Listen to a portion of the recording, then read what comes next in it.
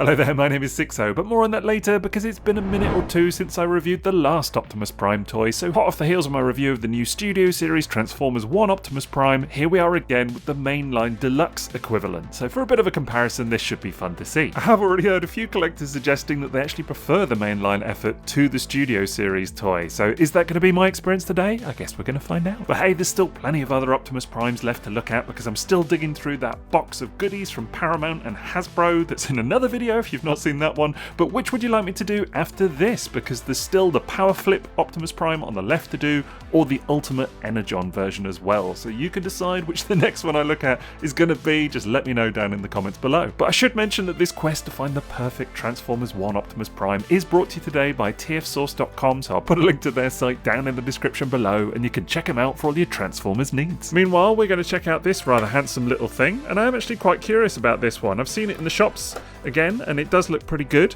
so can't wait to check it out today. It looks quite adorable actually, like just pretty tiny. Like we don't get a lot of very small Optimus Prime toys these days, like they tend to be humongous, so this is a bit of a change up. We'll go ahead and get him out of there, just got to get all these little ties cut to get him off the backing board. Not forgetting his little axe, which is actually blue this time. So we may as well go ahead and put that in place in his hand, just like so, just pegs in, very easy. And there we go, fairly straightforward affair. He looks great actually, straight out of the box. As I say, little dinky thing, very cute, sort of nice little round proportions, things like that.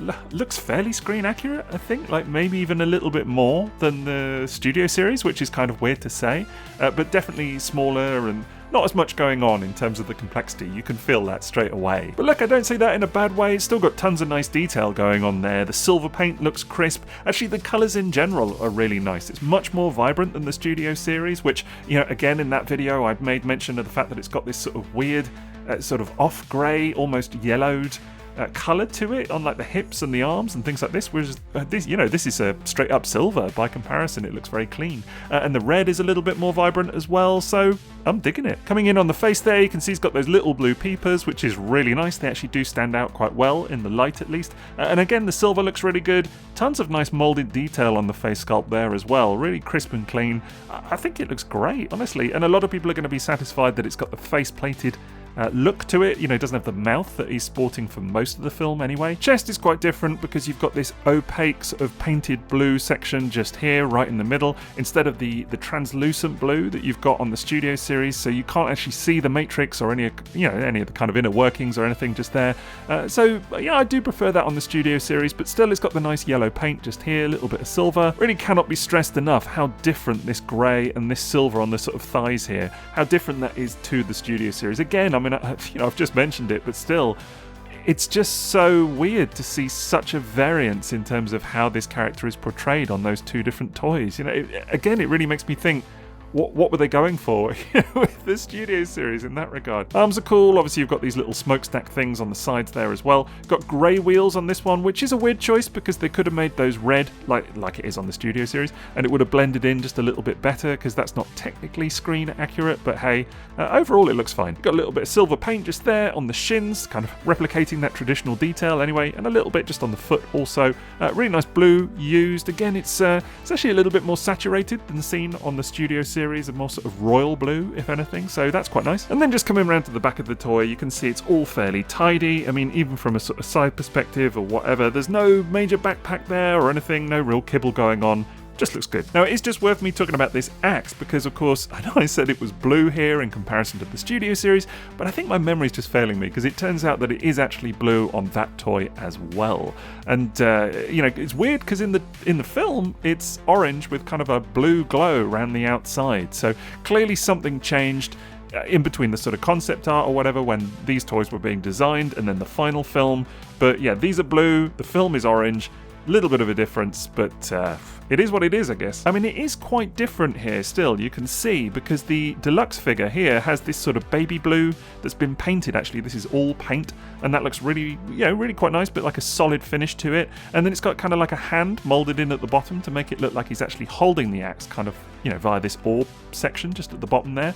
And that is a little bit weird because in the final film, it's not quite like that. It's not really his hand. It's got sort of like a connection to it, but it is sort of coming out of his wrist, I think, anyway.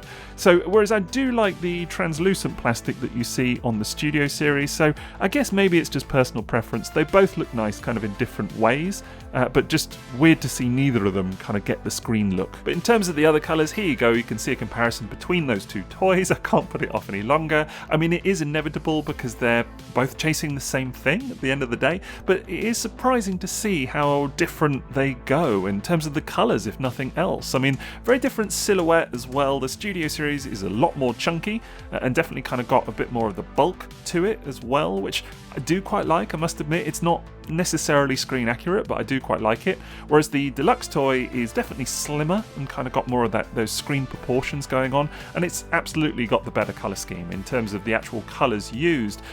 I think I probably do prefer the finish on the Studio series toy, so it's absolutely got that going for it. And articulation wise and gimmicks wise, there are some real advantages there as well, as we'll see.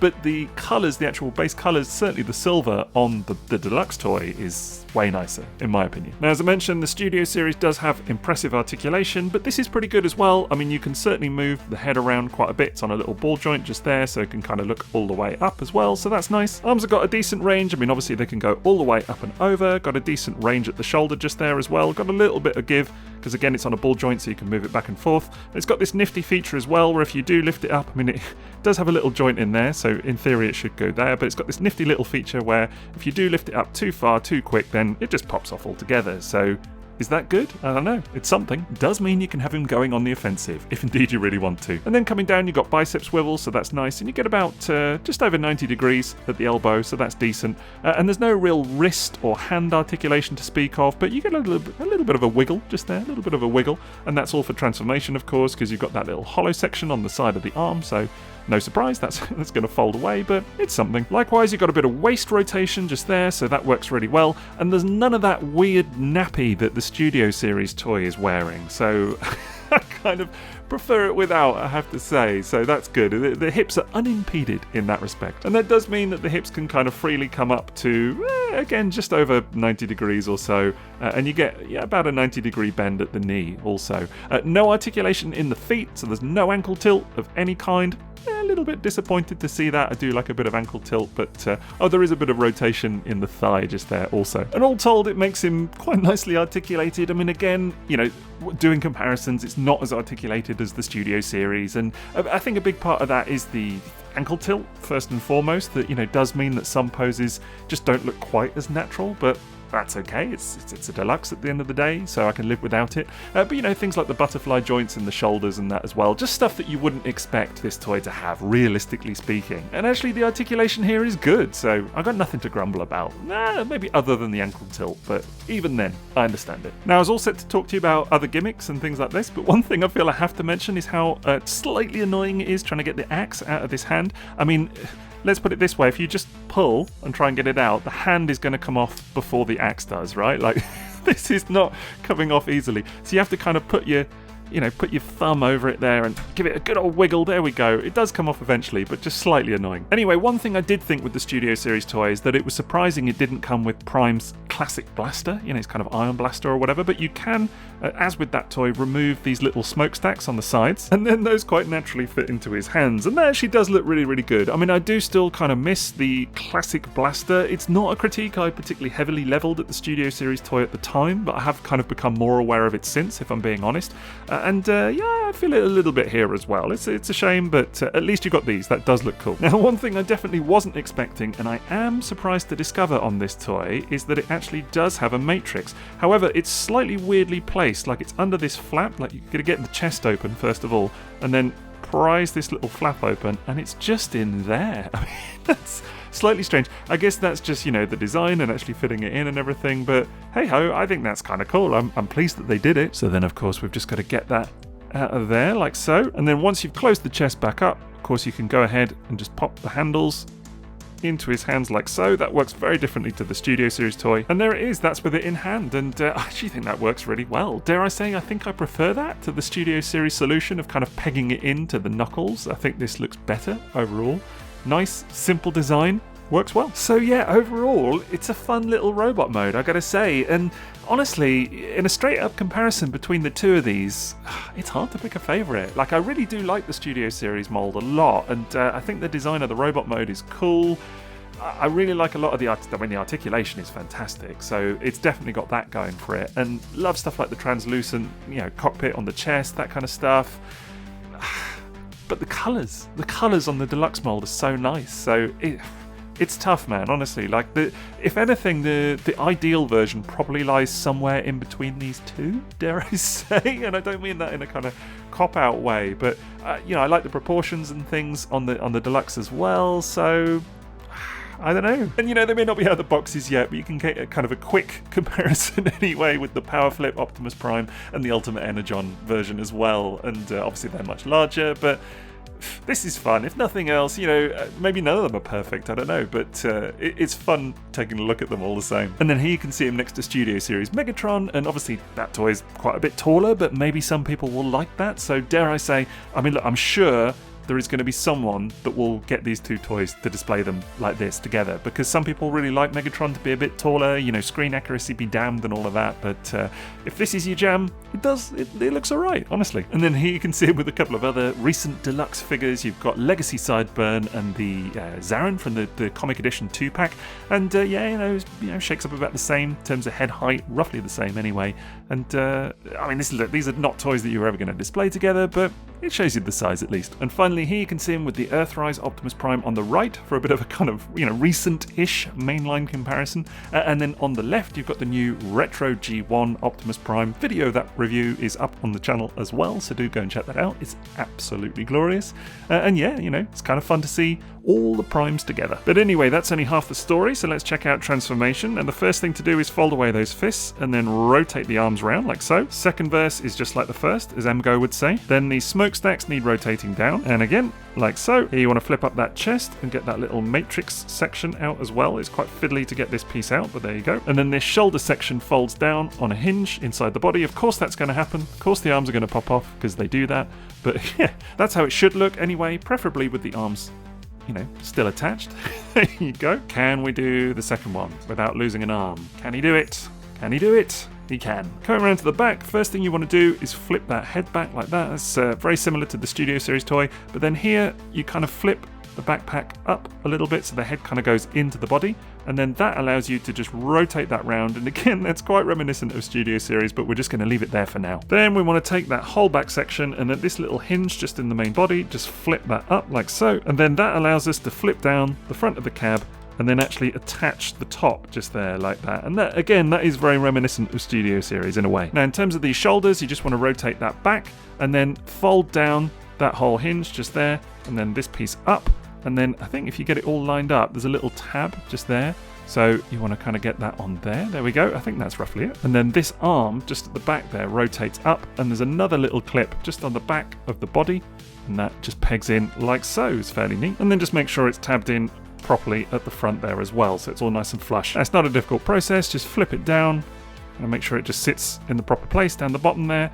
Flip this bit up, tab that in at the side, and then tab this forearm in at the back. Oh, and I like this leg transformation because it's something a little bit different. So firstly, you want to flip over this panel like so, kind of the whole back of the leg, and then this actually untabs and folds around and over the whole lower leg, just tabs into the back of the arm just there, and then obviously that panel folds up again. There's a little tab just inside, so you want to make sure that that is nicely aligned, and there you go. And I really dig that. I think that's cool because it's quite involved for a toy of this sort of scale and size and everything, but not only that, but it's different to Studio Series, so I think that's it's always nice when they're not just kind of a straightforward repetition of each other. Definitely takes just a little bit of jimmying to get that all in place, but once you do, it snaps in fairly nicely. And then before you do the final bit, there is actually a cheeky bit of weapon storage as well, so you can go ahead and put the axe in like so just before you close the legs up, and that means that there is actually a little tab hole, little tab slot just on the sides of the axe.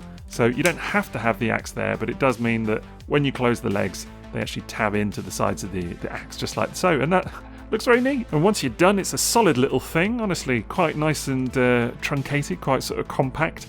But yeah, all feels well tabbed together, so that's really, really good. And just a wee bit of fiddling there to get it all sort of sat on its four wheels. It does have little wheels underneath, but now I've done that, yeah, feels very solid. Rolls nicely too, so...